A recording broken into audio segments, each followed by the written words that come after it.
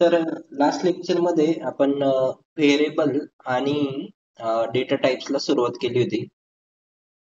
तर व्हेरिएबल कसं डिक्लेअर करायचं, तर त्याचं सिंटॅक्स काय आहे? सिंटॅक्स काय आहे, तर टाइप आपल्याला मेन्शन करावं लागेल. व्हेरिएबलला आपल्याला नेम नाव द्यावं लागेल. आपल्याला जे काही नाव द्यायचे ते आपण स्वतः ठरवू शकतो. त्यानंतर इक्वल टूचं साइन आपल्याला यूज करावं लागतं आणि त्याची व्हॅल्यू आपल्याला पुट करावं लागते आणि लास्टला काय करावं लागतं, ती लाईन टर्मिनेट करावी लागते किंवा सेमीकोलन द्यावा लागतो. तर इथं टाइप काय आहे, तर टाइप आपण जे टाइप पाहिले आता, there are different types of variables, म्हणजे स्ट्रिंग टाइपचं व्हेरिएबल, इंटिजर टाइपचं व्हेरिएबल, फ्लोट टाइपचं variable, character type, boolean type, byte टाइपचं व्हेरिएबल, शॉर्ट टाइपचं व्हेरिएबल. तर हे पूर्ण जे टाइप्स येतं ते काय येतं, आपल्याला एखादं व्हेरिएबल डिफाईन करण्यासाठी हेल्प करतात. ठीक आहे. आणि आपण त्या व्हेरिएबलचं नाव कशावरून ठरवतो, तर ज्या टाईपचा तो डेटा आहे त्यावरून आपण त्याचं नाव ठरवतो. म्हणजे जर आपल्याला कारचं नाव स्टोअर करायचं असेल तर आपण व्हेरिएबलचं नाव पण कार नेम असं घेतो. त्याच्याशी रिलेटेड, त्या डेटाशी रिलेटेड आपलं नाव असायला पाहिजे. आणि त्या डेटाचा टाइप कुठला असेल तर तो त्या व्हॅल्यूवर डिपेंड असतो. जी आपण व्हॅल्यू आपण इथे पुट करतो त्यानुसार त्याचा टाइप ठरवला जातो. Type is one of the Java's types such as integer, string. Variable name is the name of the variable. Variable name काय येतं, तर name of the variable such as x or name. Name असू शकतं किंवा simply तुम्ही car name, breed वगैरे हे सगळं. इक्वल टू साइन आपल्याला यूज करावा लागतो to assign the value to the variable. त्या व्हेरिएबलला आपल्याला एखादी व्हॅल्यू असाइन करण्यासाठी आपण इक्वल टू साइन यूज करतो. ठीक आहे. आणि या प्रकारेही आपण एखादं व्हेरिएबल डिक्लेअर करू शकतो. आधी आपण फक्त ते व्हेरिएबल डिक्लेअर करायचं आणि नंतर त्याला एखादी व्हॅल्यू असाइन करायची. तर हे कसं करायचं, समजा हे पाय व्हेरिएबल आहे आणि याचं फक्त आपण काय करू, इथं डिक्लरेशन करू. याला काय म्हटलं जातं, तर व्हेरिएबल डिक्लरेशन. आणि जेव्हा आपण त्याची व्हॅल्यू असाइन करतो नंतर, पाय 10 नावाचं व्हेरिएबल आहे, याला आपण व्हॅल्यू असाइन करायची 3.14. तर हे काय झालं, याला म्हणतात इनिशियलायझेशन.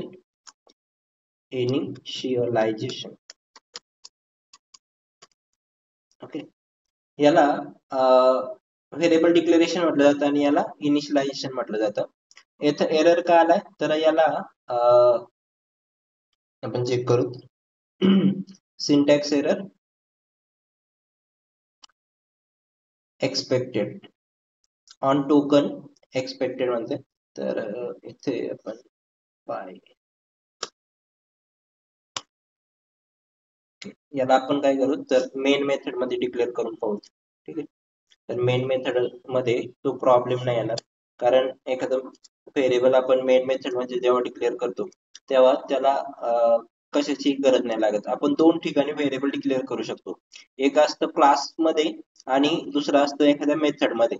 जेव्हा आपण एखाद्या क्लास मध्ये ते व्हेरिएबल डिक्लेअर करतो तर ते आपल्याला थ्रू आउट द क्लास आपल्याला कुठेही ते यूज करता येतं. म्हणजे मी इथेही त्याला यूज करू शकतो आणि याच्या मेथडच्या आतमध्येही त्याला यूज करू शकतो आणि मल्टिपल मेथड मध्ये. आता ही एक मेथड झाली, तर अशा डिफरंट मेथड मध्ये मी त्याला यूज करू शकतो.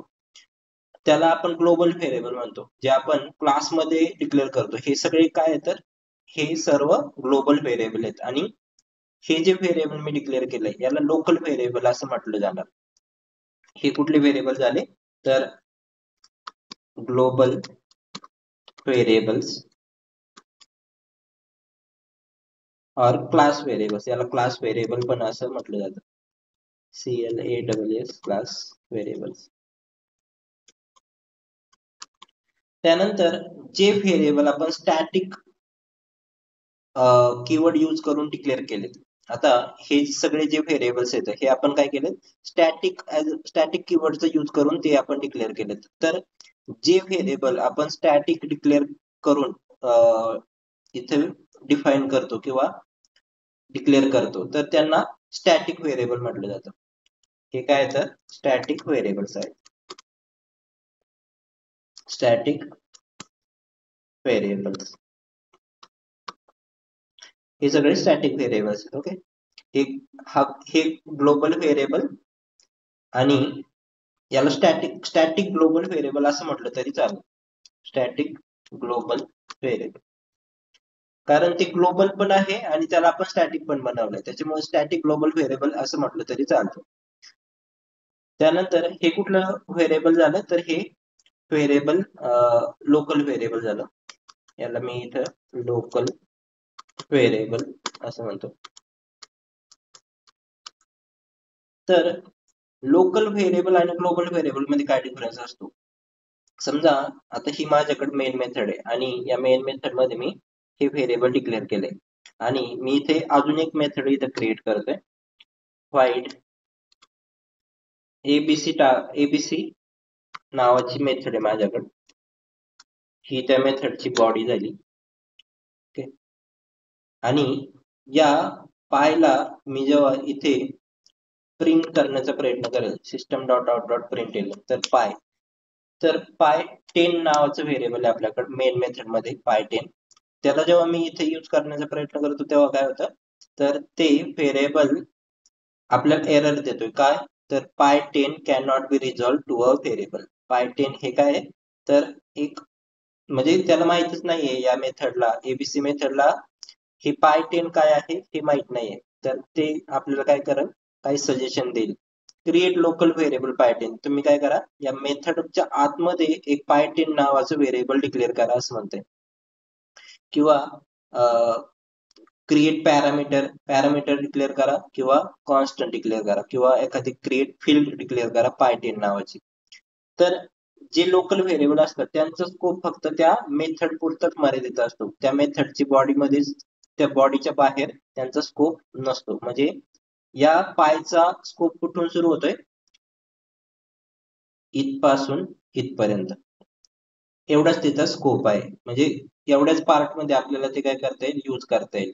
या मेथडच्या बाहेर, या मेन मेथडच्या बाहेर आपल्याला हे व्हेरिएबल यूज करता येणार नाही.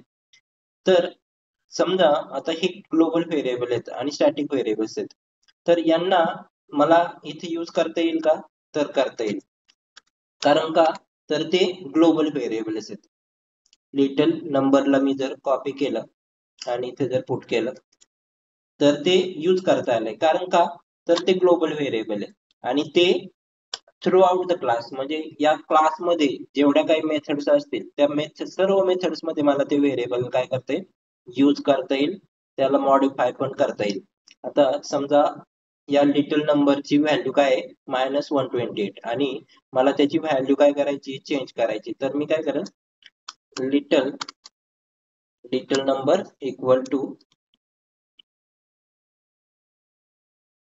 134 अशी त्याची व्हॅल्यू मी चेंज करेल. तर काय होईल, ओके, याचा जो हे आहे बाईट आहे, तर याची आपण रेंज पाहिली होती -128 पासून +127 पर्यंत असते. तर मी इथं 124 करतो कारण ते रेंजच्या बाहेर जात आहे, म्हणून त्याने काय केलं, एरर दिला आपल्याला. याची रेंज आपण रेंज मध्ये घेऊन आलो, त्याच्यामुळे काय झालं तर त्याचा एरर जो होता तो निघून गेला. आणि मी जर आता SYSO मध्ये लिटल नंबरला जर प्रिंट केलं तर आता तो कुठली व्हॅल्यू दाखवला आपल्याला, जी लेटेस्ट व्हॅल्यू आपण मॉडिफाय केली त्याची, ही व्हॅल्यू न दाखवता तो कुठली व्हॅल्यू दाखवेल, ही व्हॅल्यू दाखवेल 124.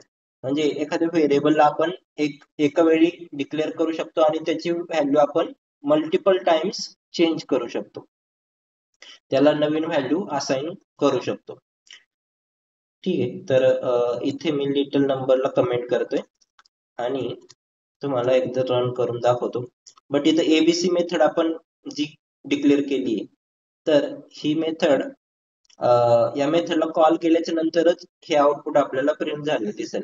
तर या मेथडला आपण काय करू, स्टॅटिक बनवू. आपण काल पाहिलं होतं की स्टॅटिक कीवर्ड आपण काय यूज करतो, तर स्टॅटिक फील्डला म्हणजे मेन मेथडच्या बाहेरच्या स्टॅटिक फील्डला आपल्याला यूज करण्यासाठी आपल्याला त्या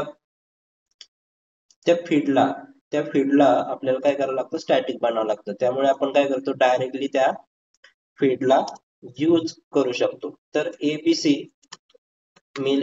ला मी कॉल देतो इथून. तर एबीसी ला आता कॉल जाईल.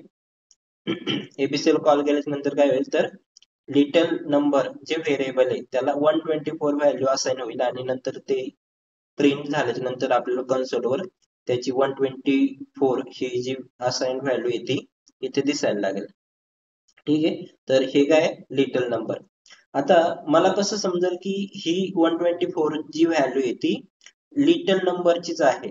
तर मी काय करू शकतो, त्याला एक मेसेज अटॅच करू शकतो. काय तर दिस इज लिटल नंबर व्हॅल्यू. तर हा मेसेज काय होईल, प्रिंट होईल. कुणासोबत, तर या 120 सोबत प्रिंट होईल आणि आपल्याला असं समजेल की ती जी व्हॅल्यू आहे ती कुणाची आहे, त्या लिटल नंबरचीच व्हॅल्यू आहे. तर याला concatenation of variable and message असं पण म्हटलं जातं. म्हणजे एका मेसेज सोबत आपण त्या व्हेरिएबलची व्हॅल्यू काय करतोय, प्रिंट करतोय by using this concatenation operator. Plus हे जे ऑपरेटर आहे हे काय करतं, दोन कामं करतं. एक तर ऍडिशन पण करतं आणि कॉन्केटेनेशन म्हणजे दोन डिफरंट व्हॅल्यूजला जोडण्याचं काम पण ते करतं. ठीक आहे, तर हे दोन काम करतं. एक ऍडिशन करण्याचं काम. आता ऍडिशन कसं करतं ते पण दाखवतो तुम्हाला. तर समजा माझ्याकडे 12 आणि 13 या दोन व्हॅल्यू आहेत. तर या दोन व्हॅल्यूची काय करेल, ते ऍडिशन करेल. प्लस जे ऑपरेटर आहे ते काय करेल, त्या 12 आणि 13 ची ऍडिशन करून आपल्याला 25 ही व्हॅल्यू इथे रिटर्न करेल. ऍडिशन केली इथे काय करते, तर या मेसेजला या नंबर सोबत, या लिटल नंबर मध्ये जी व्हॅल्यू आहे तिला तिच्यासोबत जोडण्याचं काम पण ते काय करते, ऍडिशन ऑपरेटर करते. म्हणजे इथे कॉन्केटेनेशनचं काम केलं आणि इथे काय केलं, ऍडिशनचं काम केलं. इथपर्यंत कुणाला काय डाऊट आहे का? हे मी नंतर सांगतो तुम्हाला ही मेथड कशी कॉल केली वगैरे. Hello, Yes, sir. Any doubt till नाव? No, sir. Okay, No, sir. No, sir. आवाज वगैरे क्लिअर येतोय सर्वांना? हाँ सर, एवढं is clear. Okay okay, thank you so much. ठीक आहे, त्यानंतर आपण एका क्लासमध्ये मल्टिपल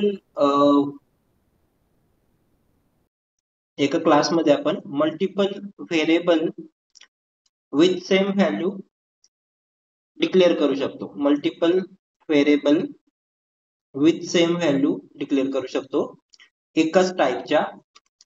आता इंट माझ्याकडं नंबर 1, नंबर 2,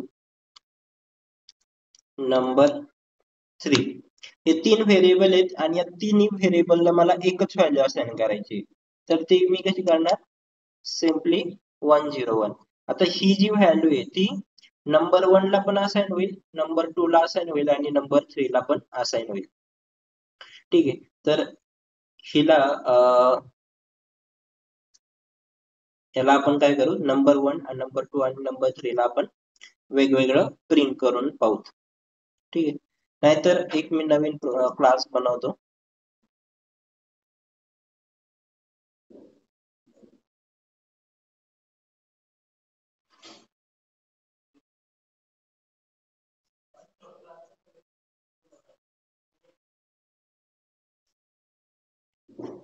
एक नवीन क्लास बनवतोय मी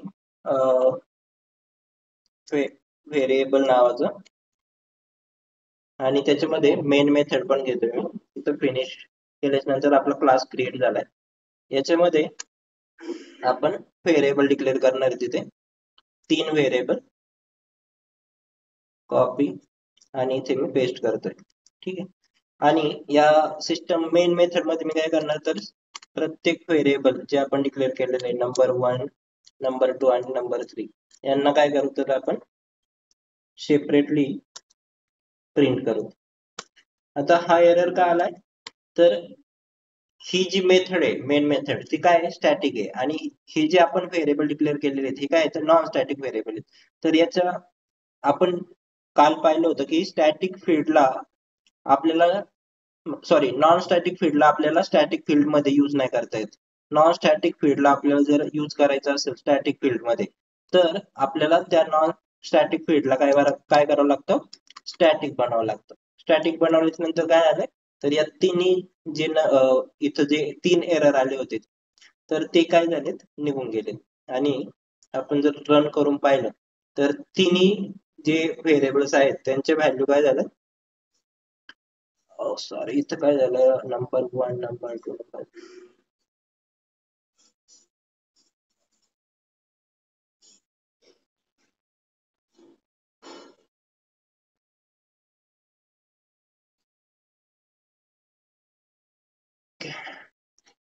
एक मिनिट फक्त. ओके, या पद्धतीने आपण काय करू शकतो, multiple variable with different value declare करू शकतो. ठीक आहे, तर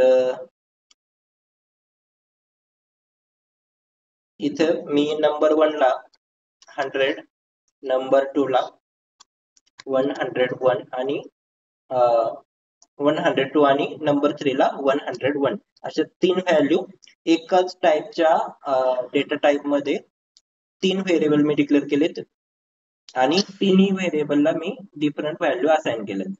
आणि त्या जर प्रिंट करून आपण पाहिलं तर काय होईल, त्या ज्या व्हॅल्यू आपण असाइन केल्यात त्या काय झाल्यात, आपल्या प्रिंट झाल्यात.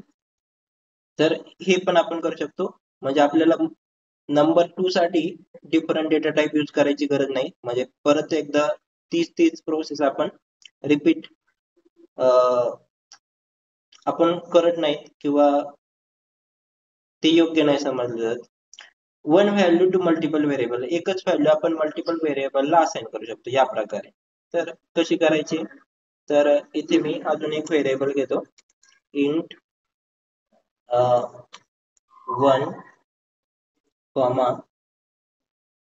TWO आणि THRW. तर हे 3 व्हेरिएबल येतात. त्या 3 व्हेरिएबलला मी काय करेल, वेगवेगळी व्हॅल्यू असाइन करेल. 1 ला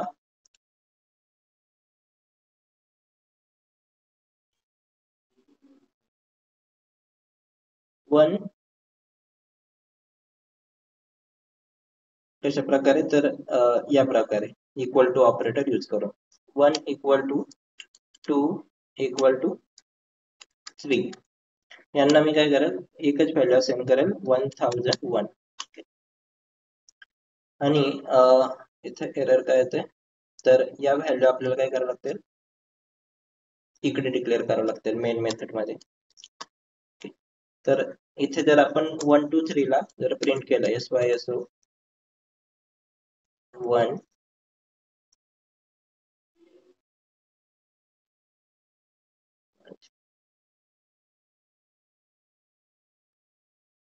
TWO आणि THRW, आणि जर आपण त्याला प्रिंट केलं तर तिन्हीला काय झालंय, 1001 ही व्हॅल्यू काय झाली, असाइन झाली. ठीक आहे, आणि आपण एकच डेटा टाईप यूज केलाय, त्यामध्ये 3 व्हेरिएबल आपण डिक्लेअर केलेत आणि 3 व्हेरिएबलला आपण एकच व्हॅल्यू असाइन केली. इथे काय केलंय आपण, तर इंटिजर टाईपचे 3 व्हेरिएबल डिक्लेअर केले आणि त्यांना तिन्ही व्हेरिएबलला आपण डिफरंट व्हॅल्यू असाइन केल्यात. ठीक आहे, तर हे 2 युजफुल म्हणू शकतो आपण, हे 2 ज्या प्रोसेस आहेत या युजफुल आहेत. आपल्याला एकाच मल्टिपल व्हेरिएबलला जर एकच व्हॅल्यू असाइन करायची असेल आणि मल्टिपल व्हेरिएबल आपण डिफरंट व्हॅल्यू असाइन करायची असेल, बट आपल्याला डेटा टाईप एकच यूज करायचं असेल, तर या पद्धतीने आपण ते करू शकतो. त्यानंतर आयडेंटिफायर आपण काल पाहिलं होतं की आयडेंटिफायर काय असतो, की एक पर्टिक्युलर नेम असतं, तेच आपण यूज करायला पाहिजे to understand other people what is that variable. त्या व्हेरिएबल काय आहे, ते कशाबद्दल माहिती सांगत आहे, याच्यासाठी आपल्याला ते व्हेरिएबल एका पर्टिक्युलर वे मध्येच ते डिक्लेअर करायला, त्याचं नाव जे नाव जे आपण डिक्लेअर करणार ते डिस्क्रिप्टिव्ह पाहिजे. It is recommended to use descriptive names in order to create understandable and maintainable code. म्हणजे हे कशासाठी की दुसऱ्याला अंडरस्टँड व्हावा तो कोड, की ते व्हेरिएबल काय आहे नेमकी. या मिनिट्स पर हॉवरच्या जागी आपण जर एम केलं असतं, जर आपण एम इक्वल टू 60 केलं असतं, तर समोरच्या व्यक्तीला ते समजलं नसतं की हे 60 काय आहे, हा एक नंबर आहे की एका तासाचे हॉवर आहेत, हे त्याला समजू नाही शकणार. त्यानंतर काही रूल्स पाहिले होते आपण, नेमिंग कन्व्हेन्शन्स वगैरे. Names can not be letters, names can contain letters, digit, underscore and dollar, हे पाहिलं होतं आपण. त्यानंतर हे names must begin with letter, व्हेरिएबलचं नाव जे आहे ते आपण लेटरनीच त्याची सुरुवात व्हायला पाहिजे. Name should start with lower case letter, हे एक नेमिंग कन्व्हेन्शन पाहिलं होतं आपण. त्याची जी सुरुवात आहे व्हेरिएबलची ते एम ची सुरुवात कशाने झाली, स्मॉल केस लेटरने सुरुवात झाली. त्यानंतर names can also begin with dollar, डॉलरने पण तुम्ही सुरुवात करू शकता. म्हणजे हे जे व्हेरिएबल आहे 1, याची सुरुवात आपण डॉलर पुट करून सुद्धा करू शकतो. म्हणजे $1, इथे पण आपल्याला $1 करावं लागेल आणि इथे पण आपल्याला $1 करावं लागेल.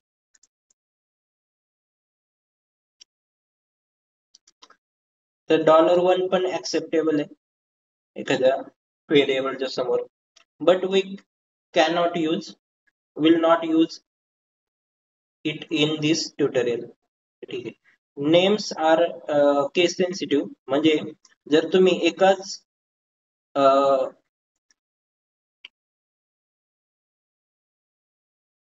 समजा आपण काय केलंय, तर स्ट्रिंग टाईपचे 2 व्हेरिएबल डिक्लेअर केलेत, बट एक व्हेरिएबल आहे माय वॅर आणि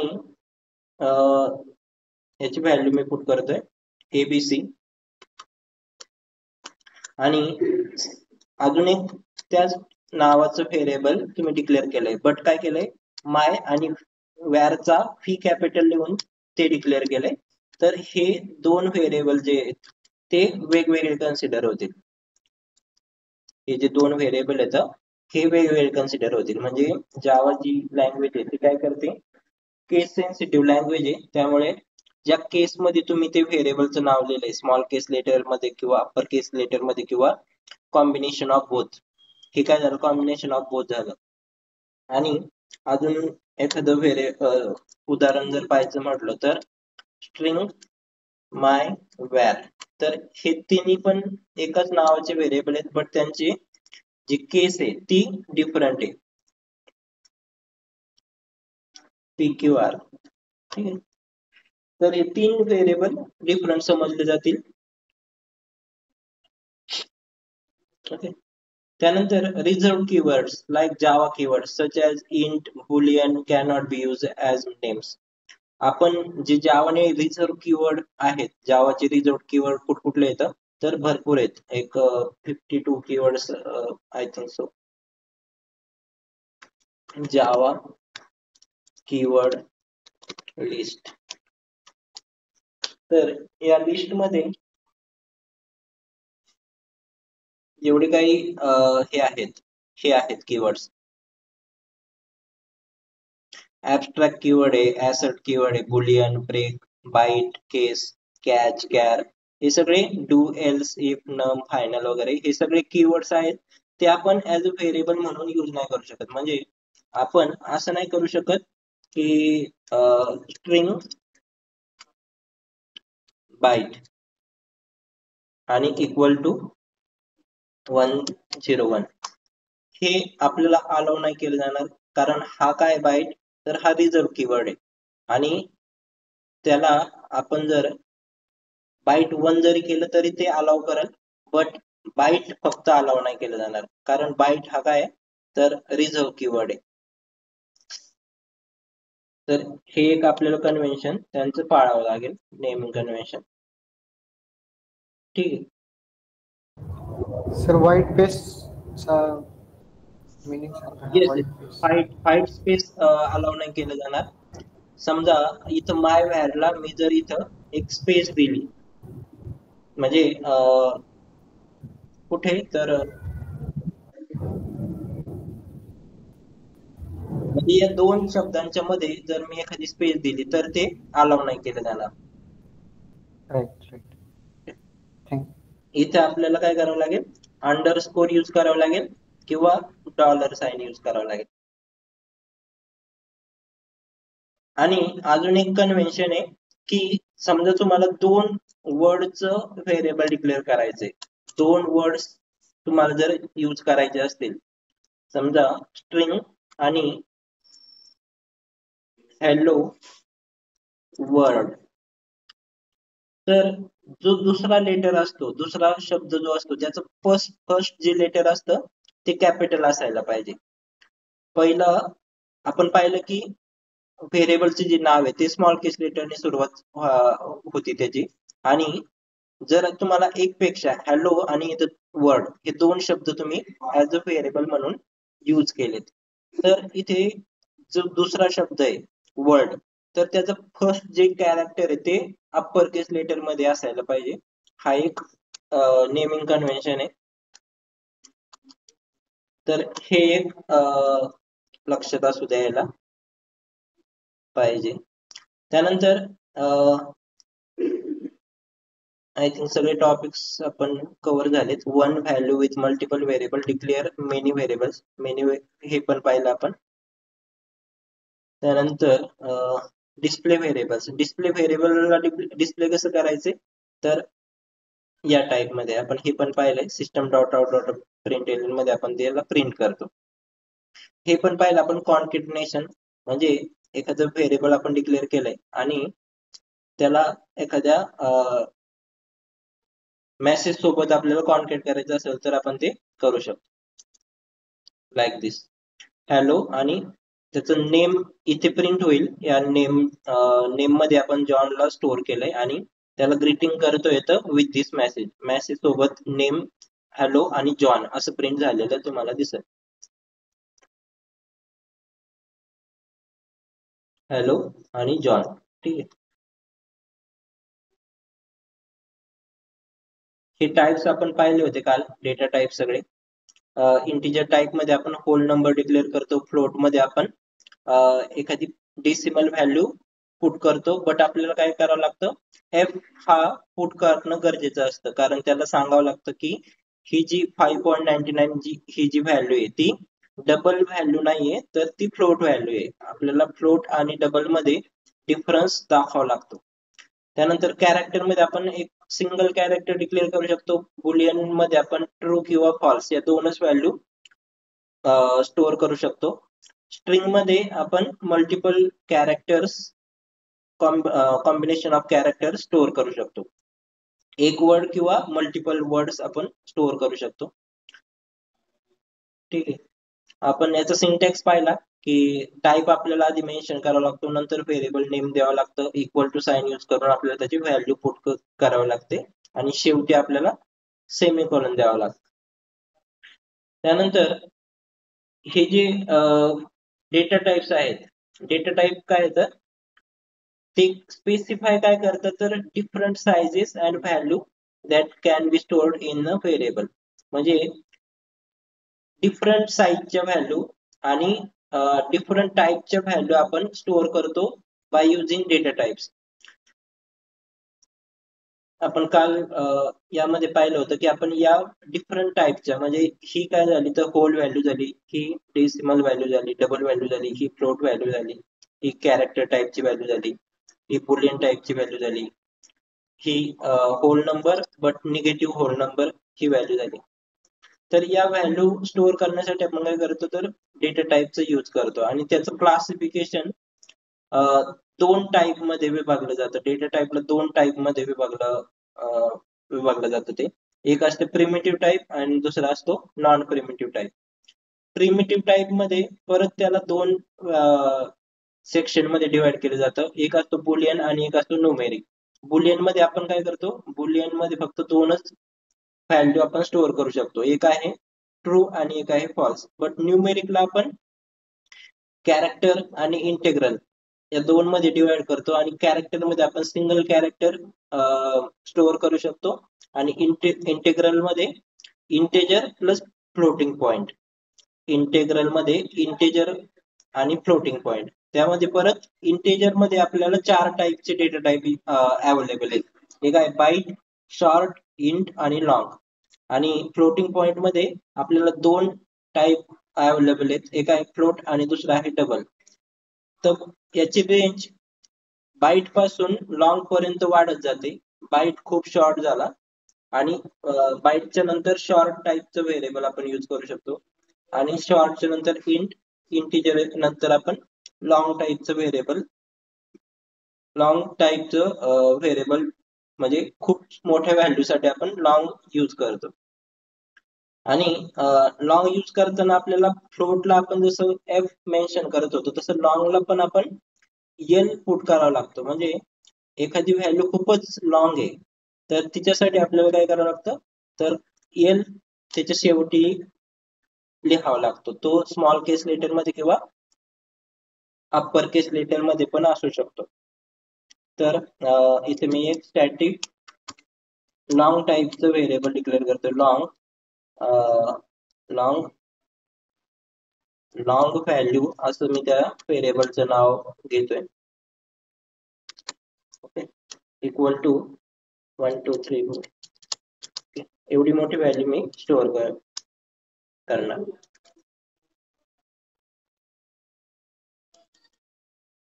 ओके, तर एवढी मोठी व्हॅल्यू मी काय करणार, स्टोअर करू शकतो. तर शेवटी आपल्याला काय करावा लागतो, एल पुट करावा लागतो. जसं आपण इथे एफ पुट करत होतो. तो स्मॉल केस लेटर मध्ये असू शकतो किंवा अप्पर केस लेटर मध्ये पण असू शकतो. त्यानंतर नॉन प्रिमिटिव्ह डेटा टाईप मध्ये स्ट्रिंग टाईपचा आपण पाहिलं की स्ट्रिंग जो डेटा टाईप आहे तो नॉन प्रिमिटिव्ह डेटा टाईप आहे. कारण ती क्लासेस असतात. जेवढे नॉन प्रिमिटिव्ह डेटा टाईप आहेत ते काय येतं, सगळे क्लासेस आहेत. अरे हा क्लास आहे, स्ट्रिंग हा क्लास आहे आणि बाकीचे ऑदर पण काही क्लासेस आहेत जे नॉन प्रिमिटिव्ह क्लासेस आहेत. यांचं क्लासिफिकेशन पाहिलं आपण डेटा टाईपचं क्लासिफिकेशन, तर ते साईज नुसार चेंज होतं, साईज नुसार व्हॅरी होतं. बाईट एक बाईटचा आहे त्याच्यामध्ये खूप आपण स्मॉल व्हॅल्यू स्टोअर करू शकतो, -128 पासून +127 पर्यंत. शॉर्ट मध्ये बाईट पेक्षा थोडी मोठी व्हॅल्यू म्हणजे हजाराच्या पटीमध्ये असणारी व्हॅल्यू, पण ती पण 32,767 पर्यंतच्याच व्हॅल्यू आपण स्टोअर करू शकतो. -32,768 पासून +32,767 पर्यंत. शॉर्ट नंतर आपल्याला जर त्या 32,000 पेक्षा जास्त मोठी व्हॅल्यू स्टोअर करायची असेल तर इंटिजर डेटा टाईप आपल्याला अवेलेबल आहे. त्याची साईज काय तर 4 बाईट आहे. त्याच्यामध्ये आपण या रेंज मधल्या व्हॅल्यू काय करू शकतो, स्टोअर करू शकतो. लॉंग खूपच मोठा आहे, ज्याच्यामध्ये आपण मल्टिपल म्हणजे अरबो खरबो मध्ये व्हॅल्यू स्टोअर करू शकतो. आणि त्याची साईज किती आहे तर 8 बाईट्स आहे. फ्लोटिंग म्हणजे डेसिमल व्हॅल्यू स्टोअर करण्यासाठी आपल्याला 2 डेटा टाईप अवेलेबल करून दिलेले आहेत. एक आहे फ्लोट डेटा टाईप आणि दुसरा काय डबल डेटा टाईप. एक minute.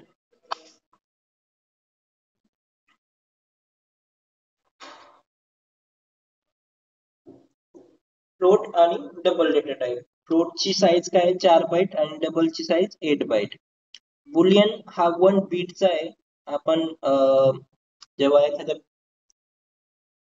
8 bit equal to 1 bite असतं, 8 बीट इक्वल टू 1 बाईट.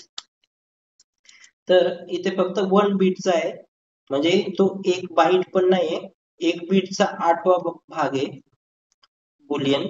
आणि त्याच्यामध्ये आपण 2 व्हॅल्यू स्टोअर करतो, एक तर ट्रू व्हॅल्यू किंवा फॉल्स व्हॅल्यू. आणि कॅरेक्टर मध्ये जो 2 बाईटचा आहे त्याच्यामध्ये एक आस्की व्हॅल्यू किंवा सिंगल कॅरेक्टर आपण स्टोअर करू शकतो. ठीक आहे, तर इथपर्यंत कुणाला काही डाऊट आहे का व्हेरिएबल आणि डेटा टाईप मध्ये? No sir.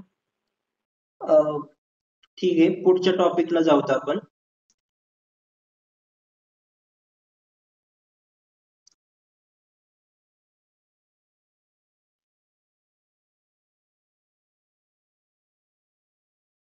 त्यानंतर आपण ऑपरेटर्स पाहणार आहेत. जावाने आपल्याला डिफरंट टाईपचे ऑपरेटर्स प्रोव्हाइड केलेले आहेत. तर ऑपरेटर मध्ये डिफरंट टाईपचे ऑपरेटर्स येतात, जसं अरिथमेटिक ऑपरेटर्स येतात, त्याच्यानंतर रिलेशनल ऑपरेटर्स येतात.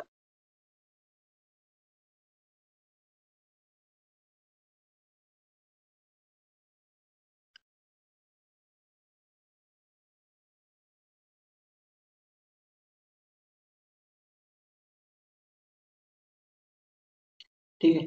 तर ऑपरेटर्स इन जावा. ऑपरेटर्स म्हणजे काय, तर ऑपरेटर आपण कशासाठी यूज करतो, तर डिफरंट ऑपरेशन्स आपल्याला परफॉर्म करावे लागतात. म्हणजे ऑपरेशन कुठले, तर आपण ऍडिशन करतो, मल्टिप्लिकेशन करतो, डिव्हिजन करतो, सबट्रॅक्शन करतो, त्याला काय म्हटलं जातं, तर ऑपरेशन म्हटलं जातं.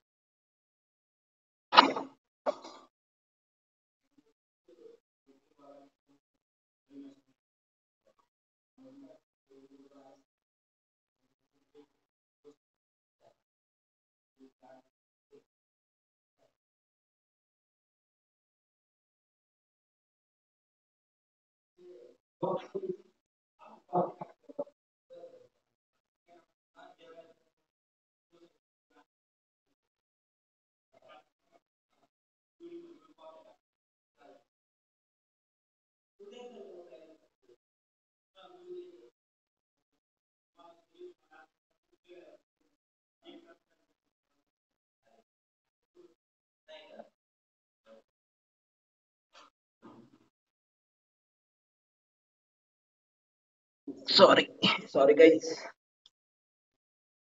ऑपरेटर्स काय येतं, तर operator in Java is a symbol that is use to perform operations. आपण डिफरंट ऑपरेशन परफॉर्म करण्यासाठी काय ऑपरेटरचा यूज करतो, जसे ऍडिशन आपल्याला बेरीज करायची असेल, वजाबाकी किंवा गुणाकार, भागाकार सगळं आपण काय करतो, तर ऑपरेटरचा यूज करतो. Java provides a rich set of operators to manipulate variables. We will discuss below. तर हे सगळे वेगवेगळ्या टाईपचे ऑपरेटर्स येतात, arithmetic operators, relational, logical operators, assignment operator. तर आपण वन बाय वन पाहू. अरिथमेटिक ऑपरेटर कशासाठी यूज करतो, तर आपण ऍडिशन, सबट्रॅक्शन, मल्टिप्लिकेशन आणि डिव्हिजन साठी अरिथमेटिक ऑपरेटरचा यूज करतो. तर हे जे ऑपरेटर्स आहेत हे आपल्याला आपण जे व्हेरिएबल डिक्लेअर केलेले आहेत त्याच्यावर ऑपरेशन परफॉर्म करण्यासाठी हेल्प करतात. कसं, तर ते आपण एका क्लासच्या माध्यमातून समजून घेऊ. तर इथे मी ऑपरेटर्स किंवा अरिथमेटिक ऑपरेटर्स असा एक क्लास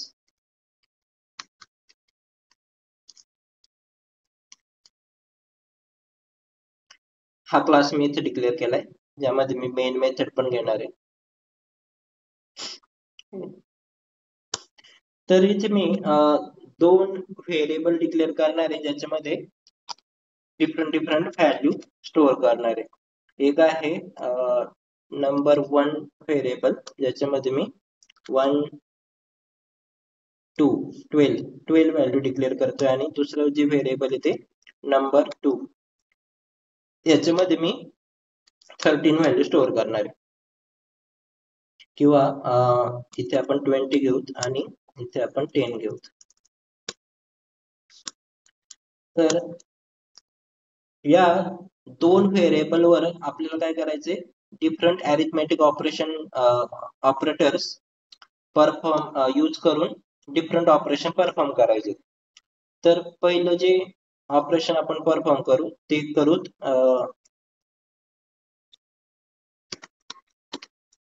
ऍडिशन ऑपरेशन परफॉर्म करू.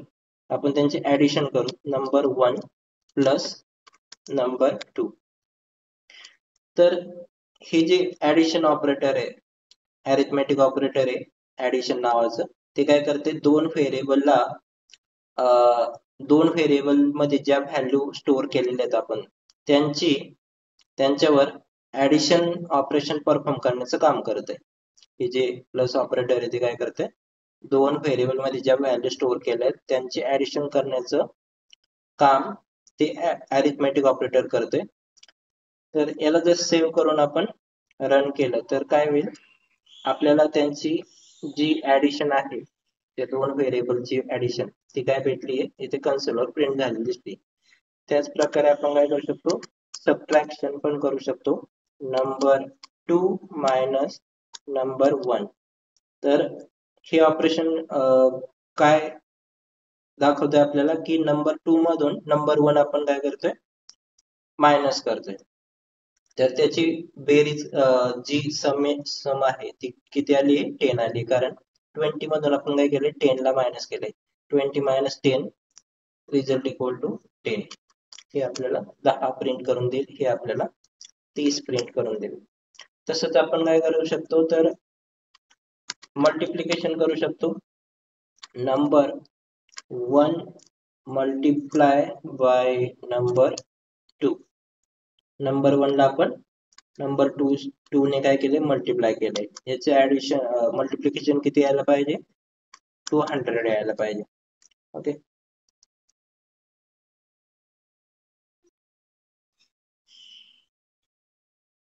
तर याचं मल्टिप्लिकेशन किती झालंय, नंबर 1चं आणि नंबर 2चं 200 झालंय. कारण 10 मल्टिप्लाय बाय 20 200. त्यानंतर आपण डिव्हिजन पण करू शकतो, डिव्हिजन ऑपरेटर यूज करून. नंबर 1 डिवाइड बाय और number 2 divide by number 1. Number 2 ला म्हणजे 20 ला आपण डिवाइड करतोय 10 ने. तर 10 ने जेव्हा आपण 20 ला डिवाइड करतो तेव्हा आपल्याला काय भेटतंय, 2 भेटणार आहे फक्त. कारण त्याचा जो भागाकार आहे तो किती येणार आहे, 2 येणार आहे. त्याच प्रकारे अजून काही ऑपरेटर्स येतं. एक मॉड्युलस ऑपरेटर आहे. तर मॉड जे ऑपरेटर आहे, म्हणजे हे जे ऑपरेटर आहे मॉड, याला कुठलं ऑपरेटर म्हणतात, तर मॉड ऑपरेटर म्हणतात. मॉड हे काय करतं आपल्याला, तर रिमाइंडर रिटर्न करण्याचं काम करतं. रिमाइंडर रिटर्न करतं. म्हणजे आपण एखाद्या त्याला भागलं, म्हणजे नंबर 2 ने नंबर 1 ला जर मॉड केलं तर आपल्याला रिमाइंडर रिटर्न करणार आहे. तर याचं यूज कसं करायचं तर मी ते दाखवतो. SYSO मध्ये आपण number 2 mod number 1, number 2 mod number 1. तर आपल्याला किती रिमाइंडर भेटणार आहे, जेव्हा इथे काय जाणार आहे, पूर्ण भागाकार जाणार आहे. कारण 20 ला जेव्हा आपण 10 ने डिवाइड करतो तेव्हा आपल्याला 2 क्वोशंट भेटतो. भागाकार किती भेटतो, 2 भेटतो. आणि बाकी काय भेटते, 0 भेटते. तर हे काय रिटर्न करतं आपल्याला, बाकी. रिमाइंडर म्हणजे काय, तर बाकी. बाकी किती भेटणार आहे आपल्याला, 0 भेटणार. तर 0 रिटर्न करते का ते पण पाहतो आपण.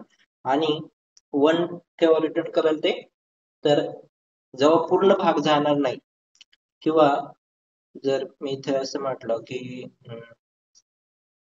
3, नंबर 1 ची जर व्हॅल्यू मी 3 घेतली, तर आता कितीचा भाग जाईल, 6चा भाग जाईल. इथे किती भेटेल आपल्याला, 6 भेटेल. आणि इथे किती भेटेल, 2 भेटेल. रिमाइंडर किती राहणार आहेत, 6 व्यतिरिक्त 18 होतील.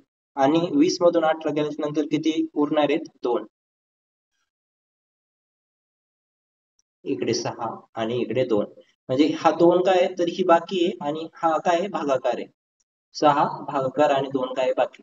म्हणजे एखाद्या संख्येला आपण जर म्हणजे हा कशासाठी यूज करतात, तर आपल्याला शेवटचा जो नंबर असेल, म्हणजे इंट नंबर इक्वल टू 1 2 3 4 5. तर हा जो 5 1 2 3 4 5 हा नंबर आहे, याला जर आपल्याला 5 वेळा काढायचा असेल तर आपण काय करतो, मॉड ऑपरेटर यूज करतो. तर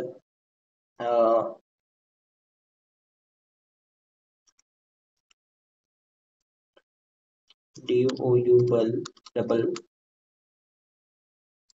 रिमाइंडर नावाचे एक व्हेरिएबल घेतो. त्याच्यामध्ये मी काय करणार, तर त्या नंबरला मॉड करून, मॉड कितीने करणार, तर 10 ने मॉड करणार. आणि 10 ने मॉड केल्याच्या नंतर जे काही आपल्याला रिझल्ट भेटेल तो मी काय करणार, रिमाइंडर मध्ये स्टोअर करणार. आणि नंतर त्या रिमाइंडरला मी काय करेल, प्रिंट करेल रिमाइंडर. तर रिमाइंडर किती भेटणार आपल्याला, 5. इथे मी इंटिजर घेतो, तुम्हाला ते समजून येईल. इथे 5.0 आले त्याच्यामुळे कन्फ्युज होऊ शकतं. पण तो 5 आहे. रिमाइंडर किती आलाय? 5. म्हणजे एखाद्या होल नंबर मधून आपल्याला जर शेवटचा नंबर, शेवटचा अंक, शेवटचा डिजिट आपल्याला जर बाहेर काढायचं असेल तर मी काय करणार, हे ऑपरेटर यूज करणार. ठीक आहे. आणि आपण एक प्रोग्राम पाहूत. प्रोग्राम काय आहे तर आपल्याला काय करायचंय, या नंबर मध्ये किती डिजिट आहेत हे आपल्याला कॅल्क्युलेट करायचे बाय युजिंग वन प्रोग्राम. तर एक नवीन मी क्लास डिक्लेअर करतोय, काउंट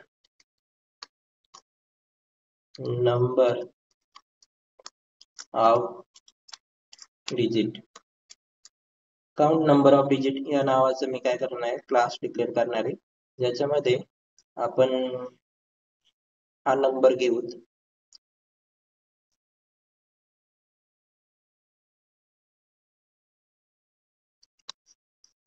हा नंबर घेऊ आणि इथे मी रिमाइंडरच्या ऐवजी काय घेतो, काउंट नावाचं एक व्हेरिएबल घेतो. ठीक आहे. त्यानंतर मी काय करेल आता,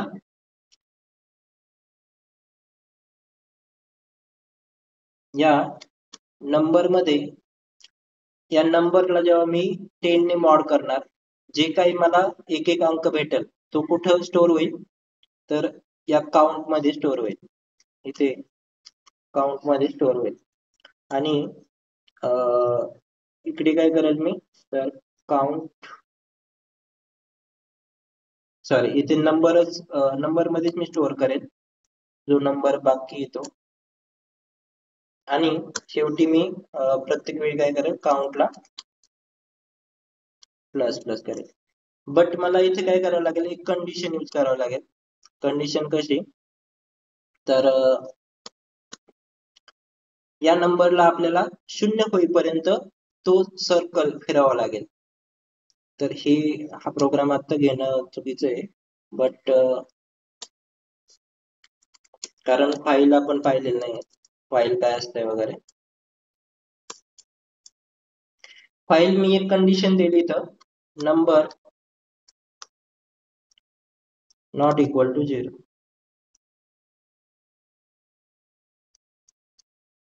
जोपर्यंत नंबर 0 होत नाही तोपर्यंत हे काय करत राहणार, मी काउंट प्लस प्लस करत राहणार. आणि शेवटी मी काय करणार, या व्हाईल लूपच्या बाहेर मी काउंटला प्रिंट करणार.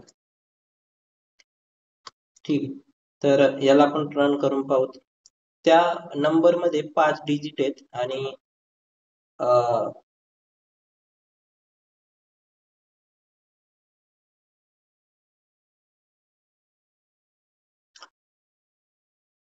इथे इन्फानाइट मध्ये गेलाय, कारण आपण इथे अजून एक हे करायला पाहिजे होतं, नंबर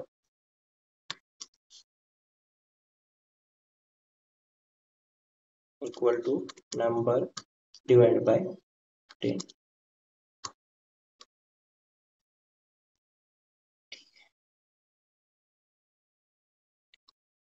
वन आता काय आलाय तर पहिला अंक आलाय. आय थिंक ही जी आहे ती आपल्याला खाली पुट करायची, आधी डिवाइड करायचं आणि नंतर त्याला मॉड करायचं.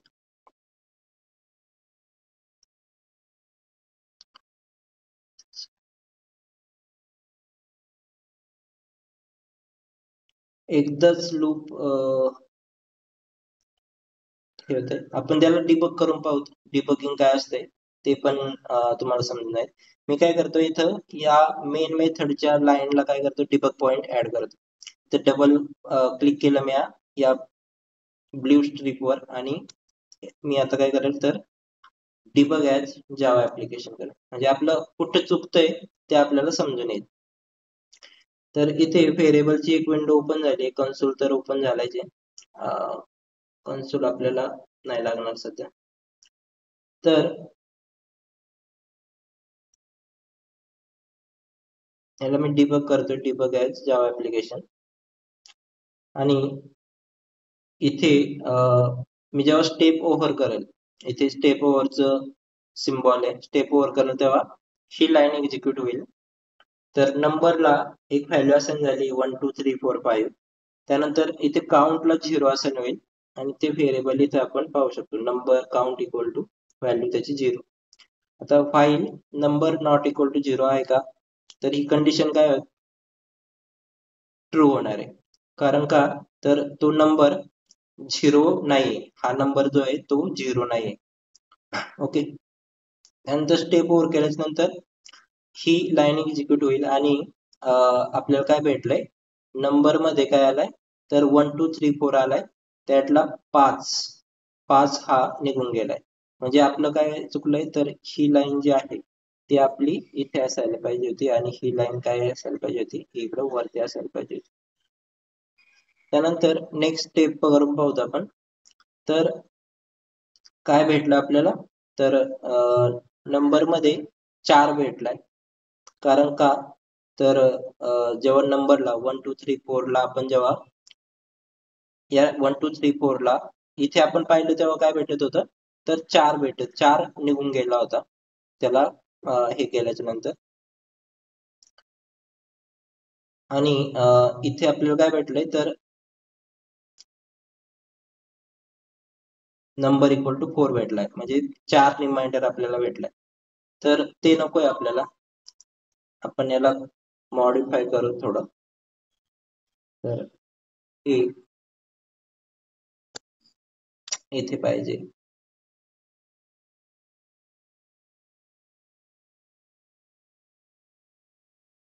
Hello sir. हा सर आपल्याला तिथं व्हेरिएबल डिक्लेअर करावं लागेल वरती एक रिमाइंडर म्हणून.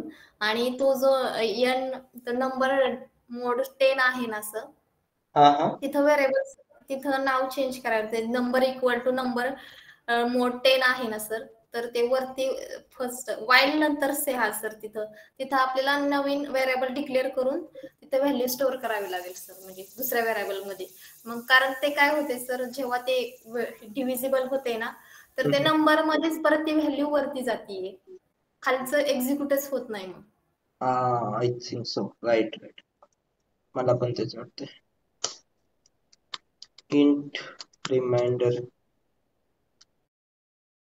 आणि ही व्हॅल्यू आता आपण रिमाइंडर मध्ये स्टोअर करू, राईट. आणि या रिमाइंडरला एक मिनिट आपण करून पाहूत आता.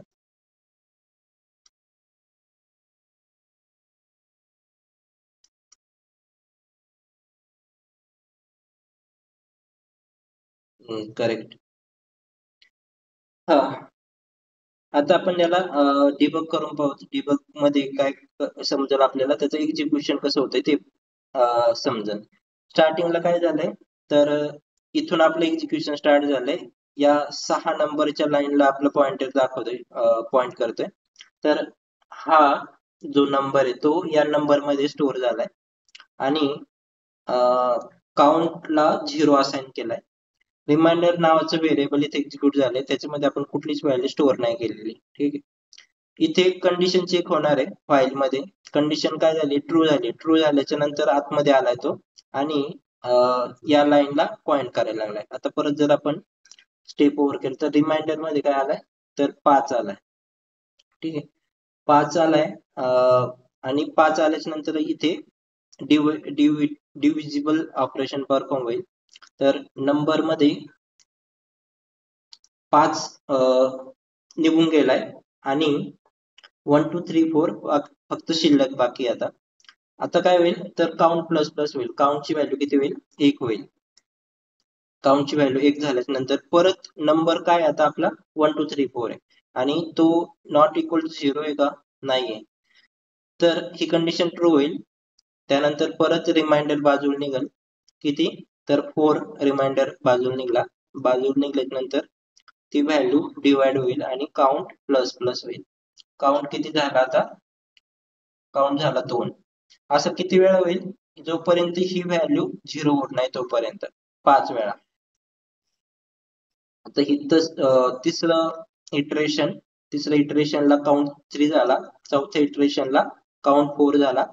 जसं आपण प्रत्येक इटरेशन हे करत जातोय तसं ती जी व्हॅल्यू आहे ती काय झाली आहे, एक एक नंबर तो इलिमिनेट होत गेलाय, डिस्कार्ड होत गेलाय. आणि त्या नंबर मध्ये जेव्हा शेवटी 0 असेल, 0 राहील, तेव्हा आपला काउंट किती होईल, 5 होईल. आणि आता पुढच्या वेळी काय होईल, तर नंबर 0 झालेला आहे आणि ही कंडिशन काय होईल, फॉल्स होणार आहे, फेल होणार आहे. ही कंडिशन फेल झाल्याच्या नंतर या व्हाईल लूपच्या बाहेर, म्हणजे याच्या बाहेर आपला कर्सर पॉइंट करेल. याच्या बाहेर कुठली लाईन आहे, तर काउंट आहे. जो लेटेस्ट काउंट आपल्याला भेटलेला आहे तो 5 आहे आणि तो काय होणार आहे, प्रिंट होणार आहे. तर इथे या लाईनला जेव्हा आपण स्टेप ओव्हर करू तेव्हा आपल्याला जे फायनल आउटपुट आहे ते 5 भेटणार आहे. म्हणजे या सिम्बॉल कसा यूज होतो त्याचा आपण हे पाहिलंय, एक्झाम्पल पाहिले. आणि हे दोन सिम्बॉल मध्ये काय डिफरन्स आहे हे पण आपल्याला समजलंय. म्हणजे हा काय करतो सिम्बॉल, मॉड ऑपरेटर काय करतो, तर शेवटचा जो हे आहे डिजिट आहे त्याला इलिमिनेट करत चालतो प्रत्येक इटरेशनला. हे पहिलं इटरेशन होईल, त्यानंतर हा डिस्कार्ड होईल, इलिमिनेट होईल. दुसरं इटरेशन होईल, त्यानंतर हा डिस्कार्ड होईल. तिसऱ्या इटरेशनला हा, चौथ्याला हा आणि पाचव्याला हा. आणि शेवटी जेव्हा ही कंडिशन फॉल्स होईल तेव्हा पूर्ण सगळे पाचीचे पाची जे नंबर्स आहेत ते डिस्कार्ड झालेले असतील आणि आपला काउंट किती होत जाणार, प्रत्येक इटरेशनला काउंट वाढत जाणार. 5 इटरेशन झाले म्हटल्यानंतर काउंट किती झाला, 5 झाला आणि तो यांच्या बरोबर असेल आणि शेवटी आपल्याला काय भेटलं, तर 5 हे आउटपुट भेटलं. तर ठीक आहे. याच्यामध्ये काय डाऊट आहे का या प्रोग्राम मध्ये?